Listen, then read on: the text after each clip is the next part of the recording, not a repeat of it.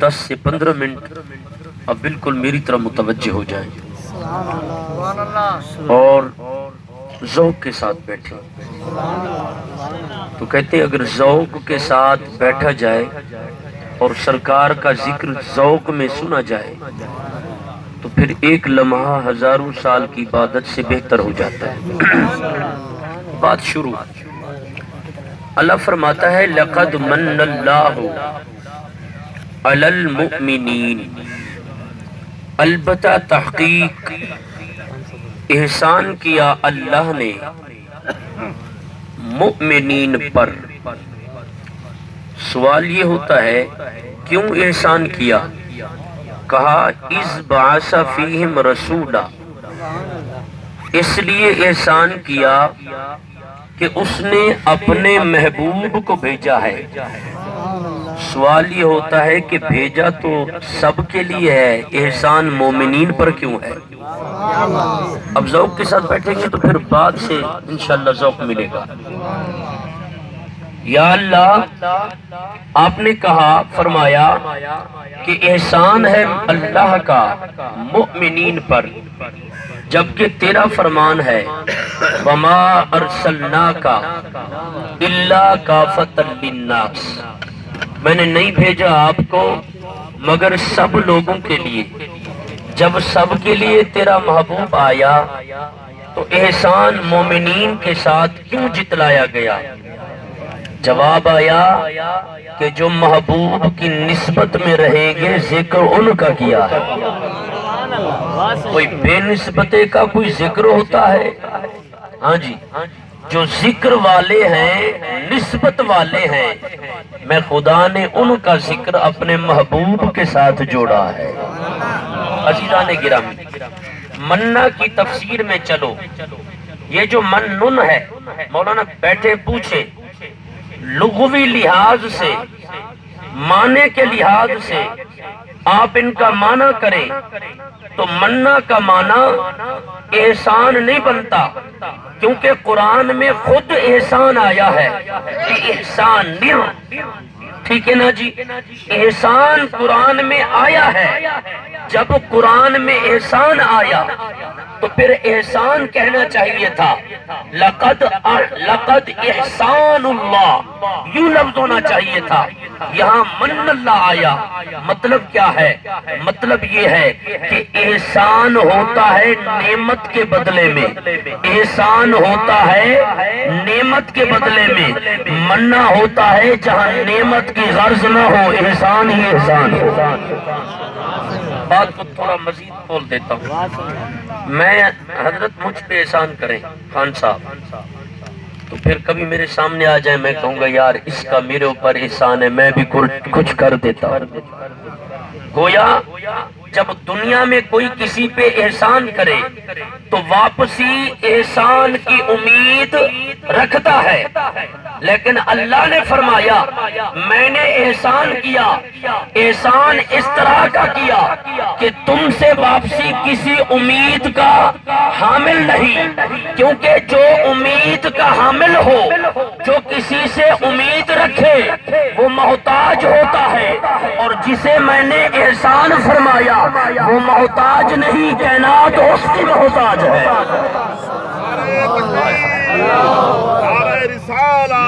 سمجھنا. میلاد النبی ٹائم زیادہ نہیں لوں گا. تو پتہ چلا رب نے مؤمنین کو احسان جتلایا تاکہ پتہ چل جائے کافر پر بھی تو رسول بن کے آئے تھے نا، مومن پر نہیں صرف بن کے آئے، سب کے لیے بن کے آئے، مگر احسان مومنین کے ساتھ جتلایا. نسبت بتانا مقصود تھا تاکہ لوگوں پتہ چل جائے کہ تم اگر اپنے آپ کو تبدیل کرنا چاہتے ہو، وہ روح جو اللہ کی بارگاہ میں وعدے کر چکی تھی اسے تم نفس لوامہ میں چینج کرنا چاہتے ہو تو پھر نسبت کا لحاظ کیا جائے. اچھا، نسبت سے حقیقتیں بدل جاتی ہیں. نسبت سے حقیقتیں بولیں، نسبت سے حقیقتیں بدل جاتی ہیں. نسبت سے حقیقتیں، یہ بات سنیں، جب نسبت بڑھ جائے تو مقام بڑھ جاتا ہے. نسبت بڑھ جائے تو مقام. اب توجہ، قرآن کے اندر ایک واقعہ آیا ہے جسے اصحاب کہف کا واقعہ کہتے ہیں. جسے اصحاب کہف کا معنی ہوتا ہے غار. یہ جو علم والے بیٹھے میری بات ان کی طرف ہے. کہف کا معنی ہوتا ہے غار. اصحاب کا معنی ہوتا ہے والے. کاف کا معنی ہوتا ہے غار. اصحاب کا معنی ہوتا ہے والے. معنی بنتا ہے غار والے. اللہ نے غار والوں کا ذکر کیا. یہ کون لوگ تھے؟ یہ 7 آدمی تھے. یملیخا، مرتونس، زونس، کشفیت وغیرہ. دقیانوس ایک بادشاہ تھا. اس نے کہا جو بتوں کو نہیں مانے گا میں قتل کر دوں گا. اور یہ 7 آدمی اپنا ایمان بچاتے ہوئے ایک غار میں چلے گئے. جب وہاں گئے تو سو گئے. اللہ نے انہیں ایسا سلایا کہ 300 سنین وازدادوا 9 309 سال تک سلا دیا. 300. جب ان میں سے یملیخا اٹھا، 7 آدمیوں میں سے یملیخا اٹھا تو باہر گیا. کہا کھانا لے آتا ہوں، ساتھیوں کے اٹھنے سے پہلے انہیں کچھ کھلا دوں گا. جب باہر گیا تو کسی سے پوچھا دقیانوس بادشاہ اس شہر میں تو نہیں ہے. انہوں نے کہا کمال کرتے ہو، وہ تو 309 سال پہلے کا تھا. کہا کمال تیری نہیں ہے، کل اسے چھوڑ کے گئے تھے، آج کہتا ہے 309 سال ہو گئے.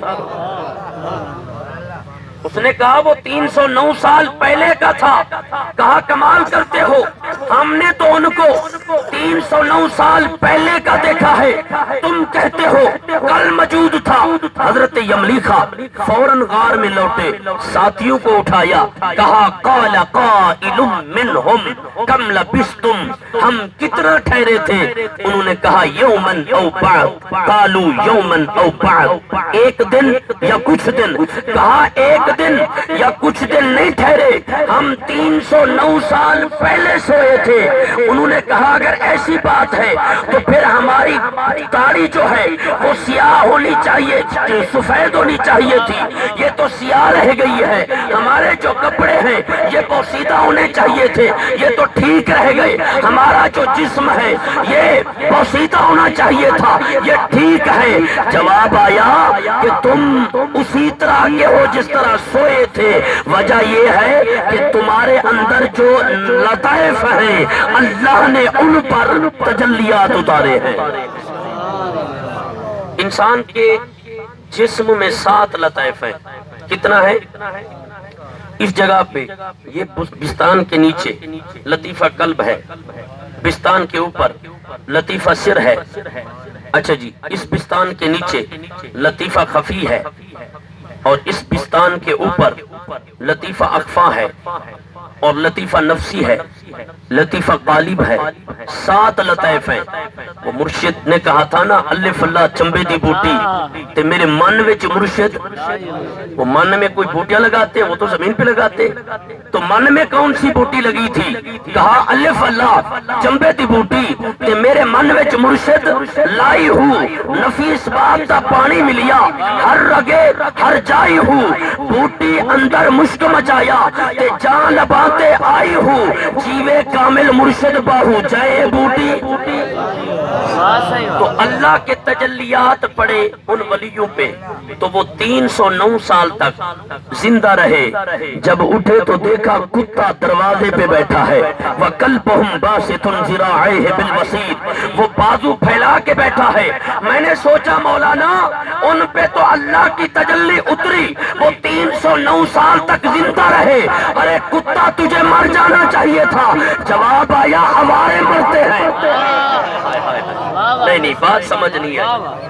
جب کتے کو کہا مر جانا چاہیے تھا، تو کتا تھا. کہا کتا ضرور تھا مگر میری نسبت ولی سے ہوئی تھی. جو آوارے ہوتے ہیں وہ مرتے ہیں، میں آوارہ نہیں نسبت والا. پتا چلا کہ جب نسبت آ جائے تو مقام بڑھ جاتا ہے. میں بات کیا کر رہا تھا؟ نسبت آنے سے مقام، بولے نسبت آنے سے مقام بڑھ جاتا ہے. دیکھیں تھا تو کتا مگر جب نسبت ولی سے ہو تو مقام بڑھ گیا. چچا غلام نبی صاحب یہ بات توجہ سے سننا کہ کتا ولیوں کے ساتھ بیٹھے، کتا نہ رہے، وہ جنتی بن جائے. جو آج تک صدیق و عمر نبی کے ساتھ سوئے ہوئے ہیں ان کے مقام کا عالم کیا؟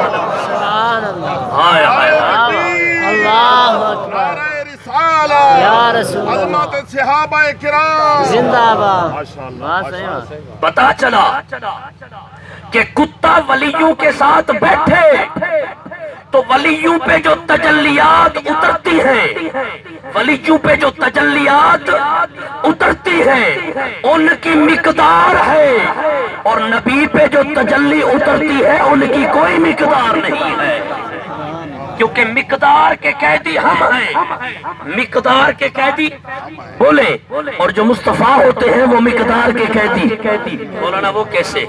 میں نے کہا ابو ہریرہ کو اٹھایا.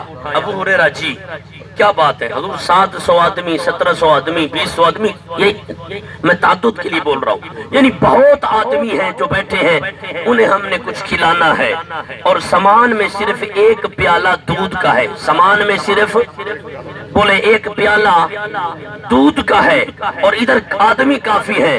فرمایا لاؤ پیالہ. جب لایا تو فرمایا پلاؤ. اب حضرت ابو ہریرہ ایک آدمی کو دودھ پلاتے ہیں، جب دودھ کو دیکھتے ہیں دودھ اتنا تھا جتنا تھا. حضرت ابو ہریرہ دوسرے کو دودھ پلاتے ہیں، جب دودھ کو دیکھتے ہیں دودھ اتنا تھا جتنا تھا. پھر تیسرے کو پلاتے ہیں، دودھ کو دیکھتے ہیں دودھ اتنا تھا جتنا تھا. پھر چوتھے کو پلاتے ہیں، دودھ کو دیکھتے ہیں اتنا تھا جتنا تھا.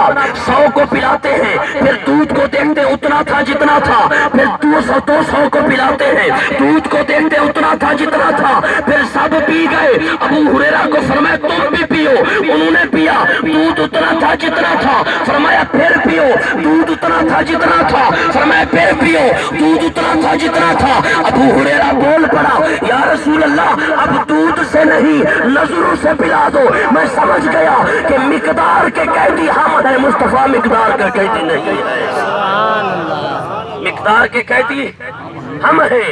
ارے پتا چلا کہ ولی پہ تجلی اترے تو ان کی ایک مقدار ہے، اور مصطفیٰ پہ جو تجلی اترتی ہے مصطفیٰ مقدار کے قیدی نہیں. پتا چلا کہ مصطفیٰ کریم علیہ السلام کی بارگاہ میں جو تجلی اتر رہی تھی اس کی حد نہیں. جب تجلی کی حد نہیں، جو ساتھ سوئے ہوئے ہیں ان کی بھی حد نہیں. جب نسبت بڑھ جائے تو مقام بولے، جب نسبت بڑھ جائے تو مقام بڑھ جاتا ہے. بات کرتا ہوں، یہ مسجد ہے سامنے، یہ زمین ہے، یہ رقبہ ہے، یہاں پہ ہم جوتے پہن سکتے ہیں. مسجد کی گلی میں جوتے پہن سکتے ہیں، مسجد کی گلی میں پہن سکتے ہیں. جب مسجد میں جاتے ہیں تو جوتے، مولانا وہ بھی تو زمین ہے، اتار دو جوتے. کہا نہیں، وہ مسجد کا رقبہ ہے. اچھا جب تیز آندھی آئے اس مٹی کو اٹھا کر مسجد کی گلی میں مسجد کے صحن میں لے جائے تو علامہ فتویٰ دیں گے کہ یہ مٹی تو گلی کی ہے، اب مسجد کے صحن میں آئی تو جوتے پہن سکتے ہو. کہیں گے نہیں، کیونکہ مولانا مٹی تو گلی کی تھی، جب اڑ کے مسجد کے صحن میں آئی تو مقام پڑ گیا. میں نے کہا مٹی گلی کی اگر اڑ کے مسجد کے صحن میں آئے مقام بڑھ جاتا ہے. جس کی رحمت، جس خدا کی رحمت نے کسی کو اٹھا کر گود محمد میں لے جائے تو ان کے مقام کا عالم کیا ہوگا. بات سمجھ آئی ہے؟ اچھا ایک وہ ہوتا ہے جن کو رحمت خداوندی اٹھا کر گود محمد میں لے جائے تو وہ صدیق اکبر بنتا ہے، اور جس کی گود میں محمد آ جائے وہ علی مرتضیٰ بنتا ہے. ندخلوا فی السلم، ہم پورے داخل ہوتے ہیں. لہذا یہ وہ گھرانہ ہے. ایک بندہ مجھے کہہ رہا تھا کہ مولانا کہ حضور تو ہماری طرح ہے. میں نے کہا کیوں؟ کہتا ہے وہ بھی بشر ہیں، ہم بھی بشر ہیں. میں نے کہا ہم بشر ہیں، خیر شر ہمارے ساتھ ہے، خیر شر ہمارے ساتھ ہے. یہ نیکی لکھنے والا فرشتہ، یہ گناہ لکھنے والا فرشتہ بیٹھا ہے. بتاؤ یہ دو فرشتے نبی کے کندھے پہ ہیں، بولو، جو کہتے نبی ہماری طرح ہے، ہم نماز میں رہیں اور نماز کی حالت میں اوپر دیکھیں تو سب کی نماز ختم، اپنی نماز بھی ختم۔ مصطفیٰ نماز میں اوپر دیکھیں تو اللہ کہے یارا تیرا دیکھنا پسند آیا، اب نماز کے اندر قبلہ چینج کر دے، تاکہ پتہ چلے کہ جب مصطفیٰ نماز میں اوپر دیکھتے ہیں تو نماز بھی باقی رہتی ہے، یار کی یاری بھی باقی رہتی ہے۔ اب یہاں پہ حضور نے فرمایا ہم حضور کے آل کے بھی نوکر ہیں، حضور کے صحاب کے بھی نوکر ہیں، اور ہم کس طرح اہل بیت کی شان بیان کرتے سنو۔ حضور نے فرمایا لوگوں یہ حکم ہے کہ 4 شادیاں کر سکتے ہو۔ بڑی گال ہے 4 شادیاں کر سکتے ہیں، اور آپ تو خوش ہوں گے، تو آپ نے کی ہے نا 2 ہوگی، اب تیسری کرنی ہے، ٹھیک ہے نا جی؟ تو 4 شادیاں کر سکتے ہیں۔ فَانْكِحُوا مَا طَابَ لَكُم مِّنَ النِّسَاءِ مَثْنَىٰ، لیکن اے علی آپ نے فاطمہ الزہرا کے ہوتے ہوئے شادی نہیں کرنی۔ سوال یہ ہوتا ہے کہ قرآن کہتا ہے 4 شادیاں کر سکتے ہو، تو مولا مرتضیٰ کو 4 شادیاں کرنے کی اجازت کیوں نہ ہوئی فاطمہ الزہرا کی میت میں؟ جواب آیا کہ جب امتی کی بیٹی علی کے نکاح میں آئے گی، جب امتی کی بیٹی علی کے نکاح میں آئے گی تو امتی کی بیٹی کے کاندھے پہ نیکی لکھنے والا فرشتہ بھی بیٹھا ہوگا، گناہ لکھنے والا فرشتہ بھی بیٹھا ہوگا، امتی کی بیٹی کے کاندھے پہ خیر بھی ہوگا شر بھی ہوگا۔ یہ فاطمہ الزہرا ہے، ارے امتی کی بیٹی کے کاندھے پہ فرشتے بیٹھے ہیں، یہ سیدہ ہے جس حجرے میں بیٹھے فرشتہ جبریل بھی پردہ کرتا ہے، فرشتہ جبریل بھی پردہ کرتا ہے۔ تو دوستو جب نسبت آ جائے تو مقام بڑھ جاتا ہے، اس لیے آپ اپنی نسبت کو مضبوط کرو۔ نسبت کیا ہے؟ حضور کے ہو جاؤ، اور جب حضور کے ہو جاؤ گے اللہ تمہارے اعمال نہیں دیکھے گا، مصطفیٰ کی ذات کو دیکھے گا۔ سازو سامان لے کے آ سکتے ہیں، ختم کے لیے میرا ٹائم پورا ہو گیا ہے۔ اب ایک بات سنو، کوئی بندہ یہاں پہ بیٹھا ہے جو مجھے بتا دے کہ نبی کے آنے سے پہلے ساری زمین پر نماز جائز تھی؟ کوئی بیٹھا ہے؟ تھی ساری زمین پہ؟ نہیں، ہر نبی اس جگہ پہ نماز پڑھتا تھا جہاں ایک جگہ نماز کو تعین کرتے تھے، جگہ نماز کو مقرر کرتے تھے۔ یہ سارے نبیوں کا طریقہ آیا، اور جب حضور دنیا میں آئے تو پتہ کیا ہوا؟ حضور کے قدم زمین پہ لگے، اللہ نے فرمایا جعلت لی الارض مسجدا، اب زمین ساری مسجد ہے، زمین ساری۔ ارے مولانا نبی کے قدم لگے زمین پہ تو ساری زمین پاک ہو گئی، مگر جب ہم تیمم کرتے ہیں مٹی سے تو کون سی چیز ہے جو ہمیں پاک کر رہی ہے؟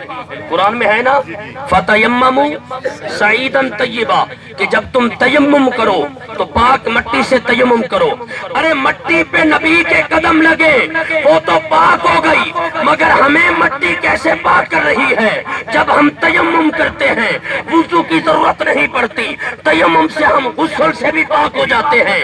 ارے زمین کو تو نبی کے قدم نے پاک کیا، ہمیں کون پاک کر رہا ہے؟ جواب آیا کہ تمہیں نبی کے قدموں کے تلوے کی جو مٹی ہے اسی مٹی کو منہ پہ مل کے آجا، میں خدا تیری نماز کو قبول کر دوں گا۔ جس کے تلوے کی مٹی تجھے پاک بنائے اس کا مقابلہ کرتا ہے۔ حضور نے فرمایا، اللہ نے فرمایا میرے یار کو محدود نہ کرنا۔ ایک بات کرتا ہوں، حضور کی زندگی کے کل 63 سال ہیں زہری، کتنا ہے؟ اچھا اعلان نبوت کب کیا تھا؟ 40 سال کے بعد۔ اچھا اعلان نبوت کرنے کے بعد مکے میں کتنا سال رہے تھے؟ 13 سال۔ کتنا؟ 40 اور 13 53، 40 اور 13 53۔ پھر نبی پاک مکے سے مدینہ ہجرت کر گئے تو 2 سال وہاں رہے۔ اب بتاؤ 53 اور 2 53 اور کتنا بن گئے؟ 55 بن گئے۔ 55 سال کی عمر میں پہلی آیات سورہ حج کی نازل ہوئی کہ آج کے بعد آپ نے جہاد کرنا ہے۔ یعنی جو جہاد کی آیات ہے وہ 55 سال کی عمر میں اتری۔ سوال یہ ہوتا ہے کہ جب کوئی 55 سال کی عمر کو جاتا ہے تو بڑے سے بڑا فوجی کہتا ہے میں استعفی لیتا ہوں، کیوں؟ میں بوڑھا ہو گیا ہوں، میں بوڑھا ہو گیا ہوں۔ لیکن اللہ نے جہاد کا حکم 55 سال کی عمر میں دیا۔ جب بندہ بوڑھا ہو جاتا ہے پتا چلتا ہے کہ 55 سال تک جو دین پھیلا وہ تلوار کے ذریعے نہیں، مصطفیٰ کے چہرے کے ذریعے پھیلا ہے۔ اب جو بات میں کرنا چاہتا ہوں وہ یہ ہے، جب 55 سال گزر گئے، کتنا سال؟ اللہ نے فرمایا یارا میں تمہیں ایک مقام دیتا ہوں۔ یا اللہ کون سا؟ فرمایا تجھے پتا ہے کہ تو میرے کتنا قریب آ گیا ہے؟ کہا یا اللہ بتا دے۔ فرمایا 40 سال تک تو میری یاد میں رہا، پھر 40 سے 13، پھر 13 سے 2 55 سال تک تو میری یاد میں رہا، ذکر کرتا رہا۔ اس کے بعد میں نے تیری توجہ کو قتال کی طرف کیا، جہاد کی طرف کیا، تو نے اپنی توجہ کو ادھر بھی مبذول کیا اور مجھے میری طرف بھی توجہ کرتا رہا۔ تجھے پتا ہے کہ تو توجہ کے اندر میرے کتنا قریب ہو گیا ہے؟ یا اللہ کتنا ہو گیا ہوں؟ فرمایا وما ینطق عن الہوی ان هو الا وحی یوحی۔ لوگوں میرے یار کا وصل نہ کرنا، یہ میرا یار اتنا قریب آ گیا ہے، آج کے بعد بات